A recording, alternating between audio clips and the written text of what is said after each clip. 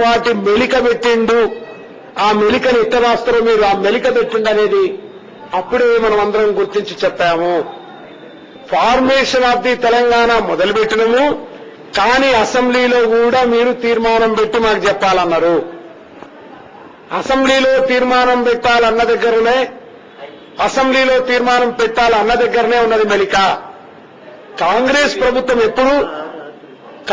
ప్రభుత్వం ఎప్పుడూ మొదటి నుండి దాని చరిత్ర ఒక నాన్ ఇష్యూని ఇష్యూ చేసి ఆ ఇష్యూను ప్రజల ఇష్యూగా చెప్పి దాన్ని అణచివేస్తుంది.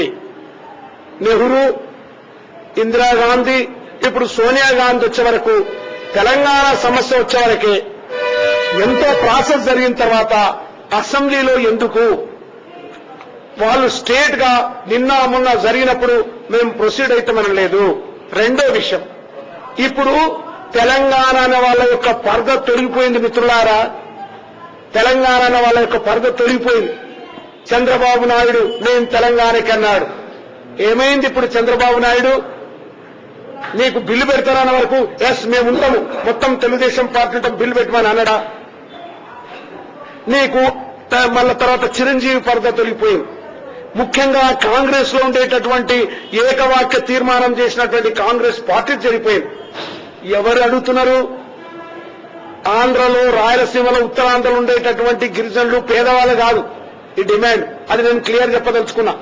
ఒకవేళ నిజంగానే ఆ పేదవాళ్ళ డిమాండ్ అయినట్టయితే వాళ్ళు ఎప్పటి నుండే పెట్టేది, ఇప్పుడు ఎందుకు వచ్చింది? ఇది కొంత వేల మీద లెక్క పెట్టే కోటీశ్వర్లు, తెలంగాణ రక్తాన్ని తాగమరిగినోళ్ళు, జరగరు. వాళ్ళు ఆ ఇష్యూను ప్రజల ఇష్యూ చేశారు. మొన్నటి వరకు దాకా చెప్పిన లగడపాటి గాని, మొన్నటి దాకా చెప్పినటువంటి కాంగ్రెస్ గాని, జేసీ దివాకర్ రెడ్డి గాని ఓవర్ నైట్ లోపట ఎందుకు వ్యతిరేకిస్తుందని ప్రజలకు చెప్పాలి.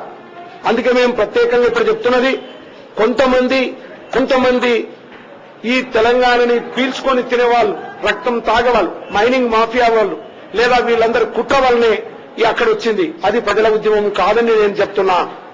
అది నిజంగా రెచ్చగొట్టబడ్డ ఉద్యమం. ఇది ఇక్కడ 60 ఏళ్ల నుండి అనేక ఉద్యమాలు చేసి, అనేక త్యాగాలు చేసి, అనేక పద్ధతుల వలన వచ్చినటువంటిది. ఇప్పుడు ఇక్కడ ఉద్యమం ప్రజల ఉద్యమం కాగానే ఈ ప్రజల ఉద్యమం విజయం సాధిస్తుందని అక్కడ ప్రజల్ని రెచ్చగొట్టే ఉద్యమం స్టార్ట్ చేశారు. అందుగురించే అది అబ్సల్యూట్లీ రెచ్చగొట్టే ఉద్యమం. మీరు చూసిండొచ్చు, ఒక ఎంపీగా ఎట్లా బిహేవ్ చేశాడు, ఒక ఎంపీగా ఎలా ప్రవర్తించాడు ఎంపీగా. ఆయననే ఎందుకు ప్రవర్తించాడు అట్లా?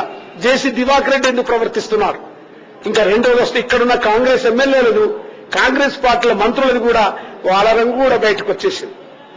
అంటే పాలక వర్గాలు విచ్ఛిన్నమై కూలిపోతుంది.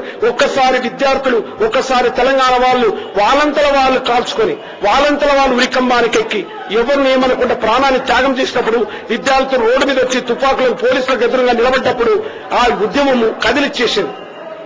ఖచ్చితంగా తెలంగాణ కోసము ప్రజలందరినీ కదిలిచ్చారు. అందుకే ఇప్పుడు ప్రజల ఉద్యమం అయిపోయింది. విద్యార్థులు, మేధావులు, చాకలోడు, మంగళోడు, కుమ్మరోడు, గావులోడు, అన్ని కులాలు, అన్ని బాపలోళ్ళు అందరూ వీ వాంట్ తెలంగాణ అన్నారు.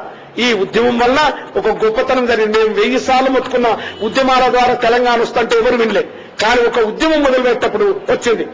ఓట్ల గాలిడి చుట్టూ తిరిగినటువంటి పొలిటికల్ పార్టీలు అందరూ జై తెలంగాణ అన్నవాళ్ళు నిజంగా తెలంగాణ కావాలని కేంద్ర ప్రభుత్వం తీర్మానం చేసిన తర్వాత ఎందుకు వీళ్ళు వద్దంటున్నారు? ఇంకా తీర్మానం చేయలే, పార్లమెంట్ లో పెట్టలే, అసలు డిస్కషనే స్టార్ట్ కాలే.